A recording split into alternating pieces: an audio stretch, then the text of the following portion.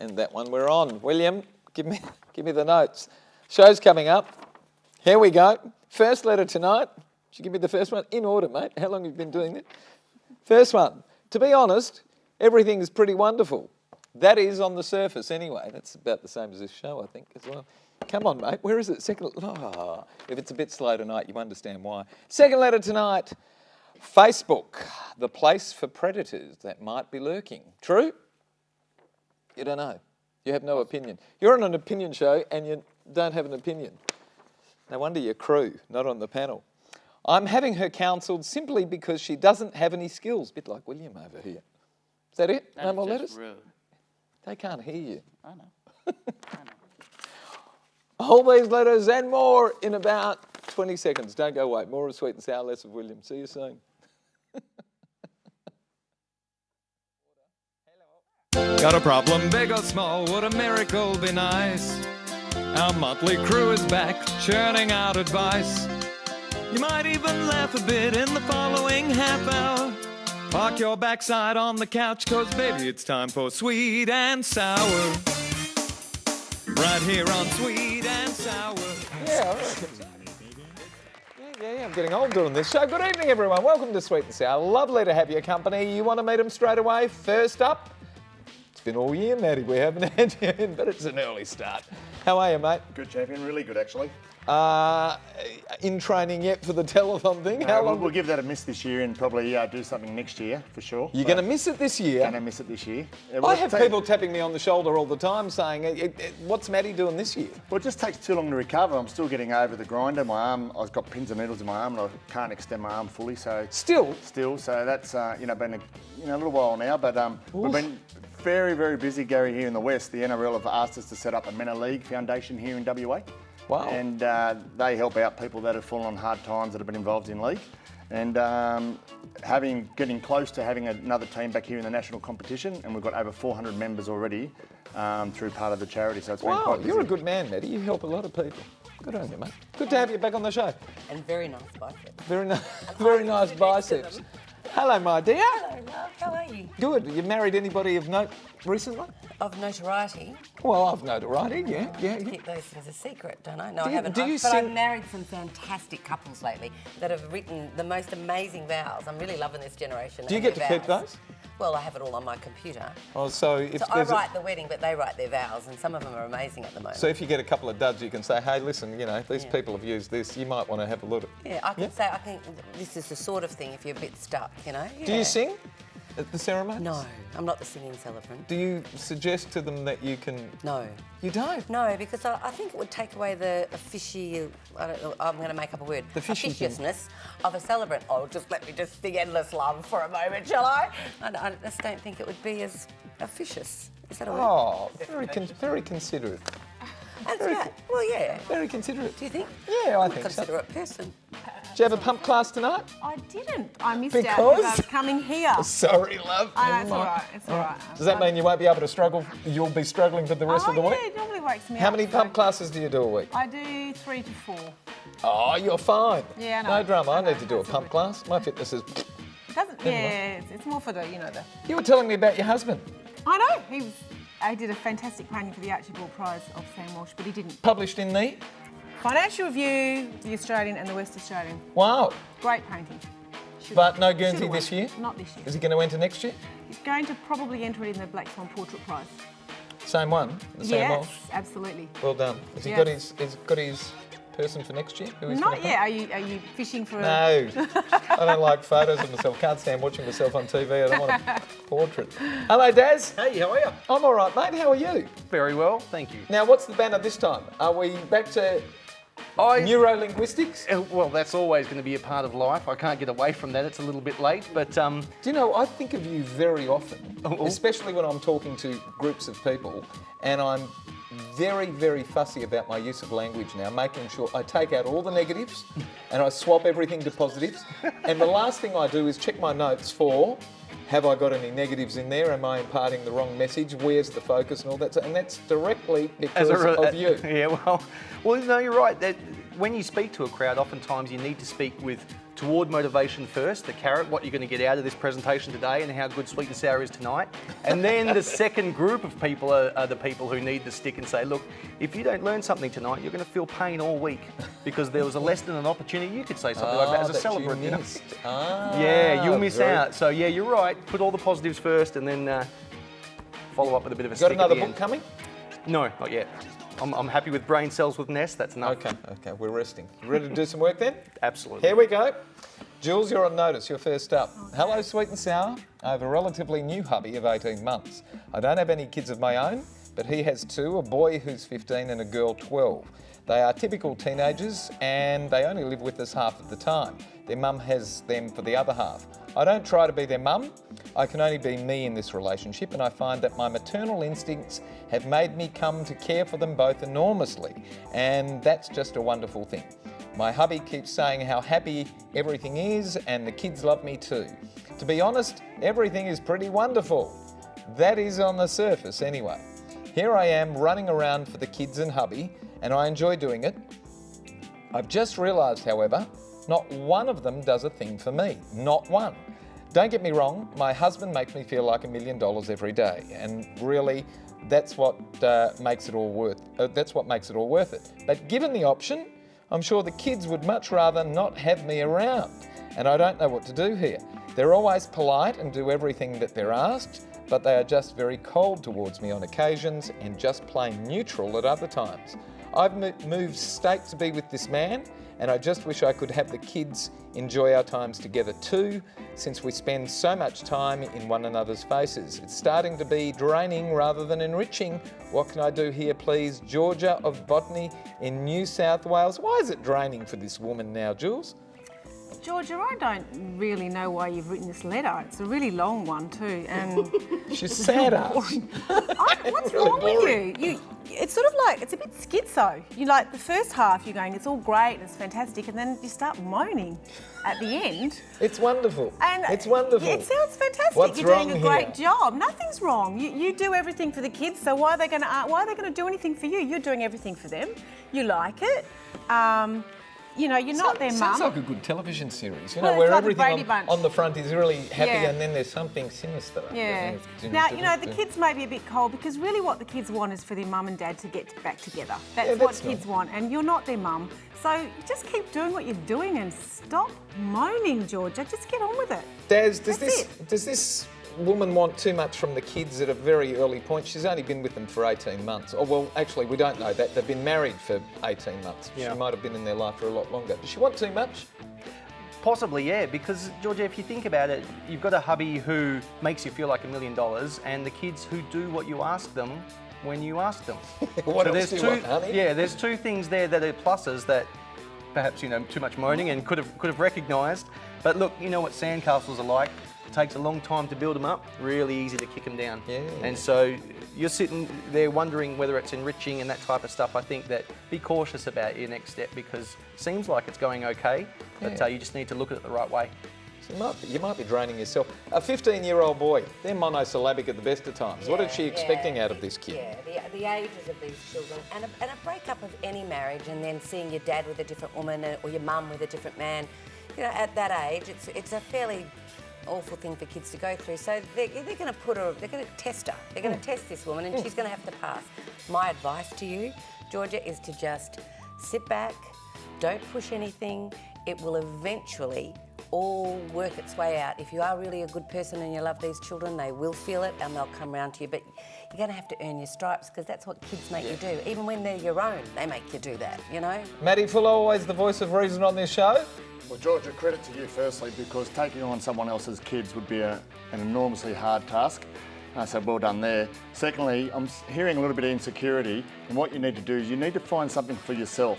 Focus on a hobby or do something for you. Don't always put all your energy into these kids. Obviously, your husband, you love him very much. You need to do things for yourself and feel better about yourself. Terrific. Maddie, are you on Facebook? I am. You on Facebook? Biceps and sensitive. Biceps and- Man, I got the seat tonight, didn't I? Do your mates put photos of you up on Facebook without you knowing? Yeah, they do. Do you worry about it? No. Well, our next letter writer is worried about it. Don't go away. More about Facebook when we come back.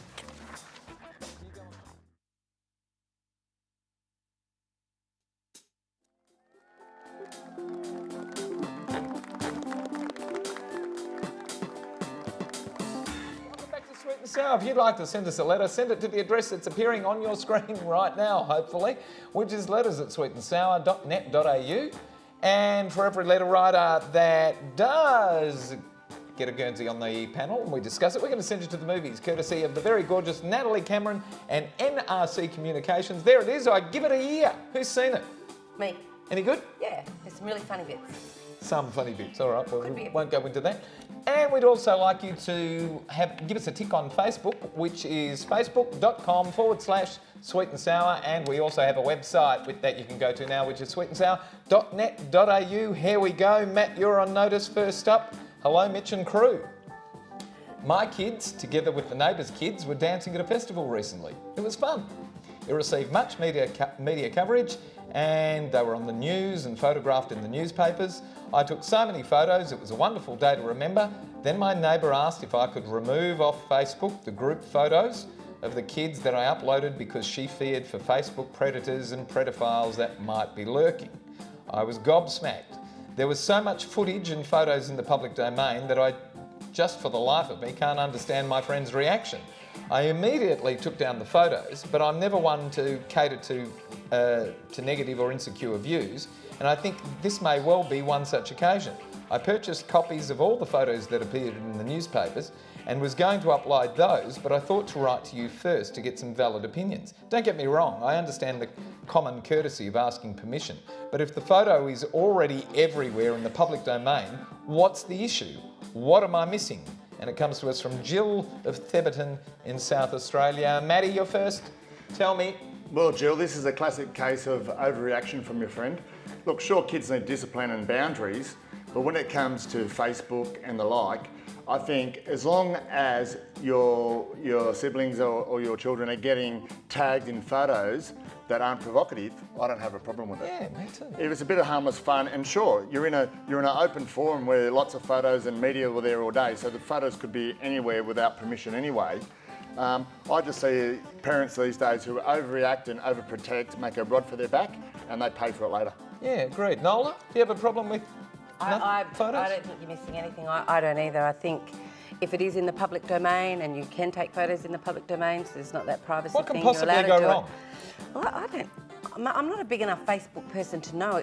Can a pedophile tap in? You know, those people that tap in, or I mean, look, we walk past the CCTV cameras and smile away, smile away. Shitbags everywhere. Yeah. So welcome to life. We come from a generation where we trust people and we believe in human spirit. But those type of people that prey on young kids, they're everywhere. They're gonna do it. You know, they've always been around. They always will be I don't around. think you've done anything wrong. It is lovely to always ask permission if you are going to put a photograph of somebody that isn't you. But you know, if it is in the newspaper and all that sort of thing, I'm stymied like you are. I'm glad you say ask permission. I've got hundreds of photos on my Facebook site and I don't know how to upload. All my mates go zip, zip, zip, zip, and other people left, right and centre. And the Sweet and Sour crew do too. Anything wrong with that, Daz? Look, I understand the concern. I understand that, you know, pedophiles and that type of stuff. To answer your question, I think, Nola, one of the things would be getting a photo of your kids and photoshopping it, and then it going, you know, somewhere where it never was intended or never was really a photo. But it doesn't have to be on Facebook for that to happen. No, that's right. And so, but that's public access. But they can't do that with the newspapers and they can't do it with that. They can only do it. I'm with Maddie. I think that you're probably a little bit too far overreacting. I would like to encourage certainly my two older boys, I encourage them to be cyber savvy and to be able to understand Facebook and to communicate with their friends and that type of stuff. I think it's really important. What's the worst thing that we've ever heard happen on Facebook? Oh, things happen. Like? Well, you know, young girls especially put up these provocative photos, then they accept friends, you know, a friendship from someone they don't know. But they've initiated it. Yeah, because someone can ask you to be your friend, and a lot of people, because they want to get lots of likes and be popular on Facebook, will go yes. And that person who professes to be a cute 15-year-old boy could actually be a 60-year-old dirty old man. Fair enough. So it is a bit dangerous. And I did hear in this that situation, the police were actually warning kids that identity theft in terms of people putting themselves out there as it can happen. 15-year-olds. But in this situation, I mean, pedophiles can read newspapers and watch TV. No. So they can, I believe. And I think you're absolutely right. I mean, it was nice that you took them down, and I guess if she's asked you to take them down, then you kind of have to, because she doesn't want pictures of her kids out there. But I think she's definitely overreacting. Definitely. I mean, it's not even the kids' side, it's the mum's side. So she's not going to accept friendships on the behalf and then saying, this is where my children live, you know, come and visit them. Facebook, a good thing, bad thing? I like it. What do you use it for? Business, mainly business. Just business? No, I've got a personal one, but when I was travelling, it was great to upload all the photos and tell people what you're doing, so when you come home, you don't have to bore anyone with those slideshows. Yeah, it's already done for you. Yes. Maddie, do you have one for business? No, not at this stage, but we are looking at it. I have, yeah. NLP? Works? Not Facebook. I use more the SEO, the website, and writing articles and streaming information that way. It's a bit easier. I don't. You don't? I'm a very private person. You're a celebrant. But a website, I can have a website, but I can't be bothered answering everybody, and I like to be a little mysterious. I don't want everyone to know my business and have to. But that's the I beauty have to about sit there and Facebook. talk to them. And You don't need to You answer don't know how to anybody. do it. No. You Just need like, some they know skills. you've seen it. And that's what we're talking about when we come back. How skilled are our kids? Should they be progressing into upper years or not? When we come back, more of Sweet and Sour. Don't go away. My tip of the week, always forgive your enemies because nothing annoys them quite as much.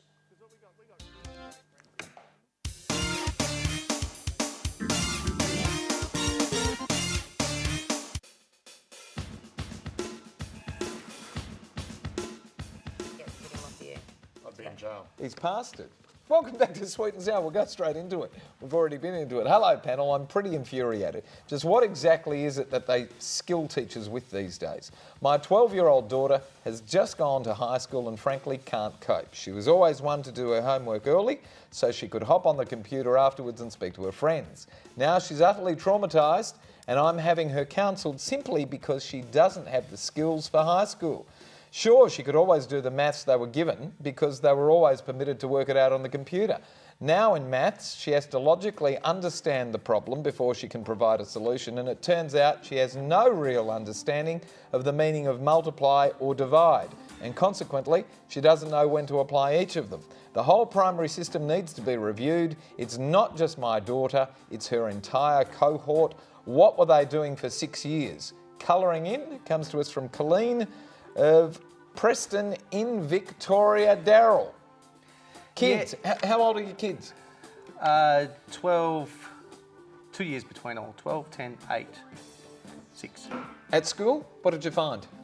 I had a really unique experience. I went to Glasgow, Scotland when I was 9 years old, and I found that at grade 6, grade 5 in Australia, grade 6, we would write the word out 2 more times and put it in a sentence. So when I came back to Australia, I was very glad for our curriculum, even back then. Really? Yeah, it was a unique experience and certainly a bit backward because I went up a year according to their schooling. Nevertheless, no real understandings. I don't know what you mean by that. Do you mean that they don't have recognition of multiply and divide money? Is that really what you're talking about? Because surely if you can multiply on a computer, you've got the gist about where things are going. You can use the symbols, but she obviously doesn't know what divide or multiply means. She pushes the buttons on the symbols and then comes up with an answer. When she has to do it in her head, she doesn't even know what that means or that means. I find that difficult to believe because, you know, very young kids at school, well, they sit there and they actually learn multiplication by memorisation. And then it becomes a little bit more unconscious. So if you say, what's 12 times 12, then they have to kind of spit it out from the back of their brain. You know, if you build a multiplication kind of sum, then you should be able to spit it out with a little bit of conscious thought. I was tempted to say that maybe your kid's thick, but she's telling me that her entire kids' cohort I didn't want to say that, Gary.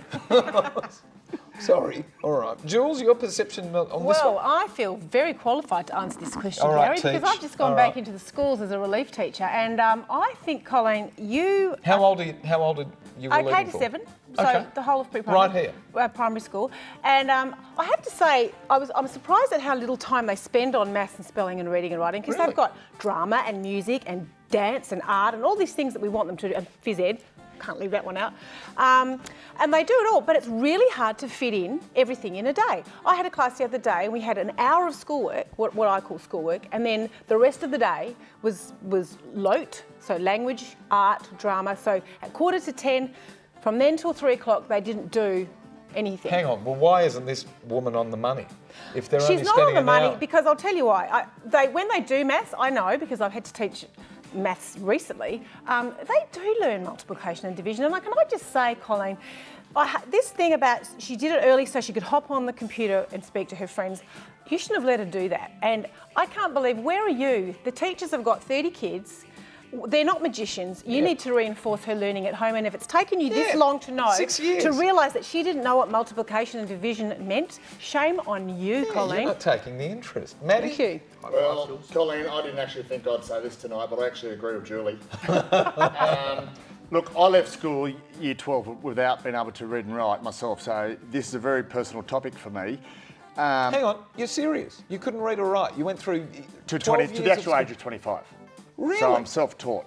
But what I will say is, what Julie had started saying, is you are the total blame. You haven't parented your kid. To let your kid to go through this without teaching your kid some kind of personal skills, development skills in language, in maths, I think that the shame is on you. I can't ever remember my parents ever reading a book to me.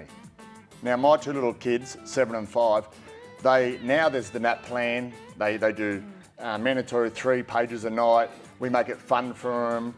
There's not this just go straight to the computer. I think we've got to get kids off their backside, go out, burn some energy, come in, read.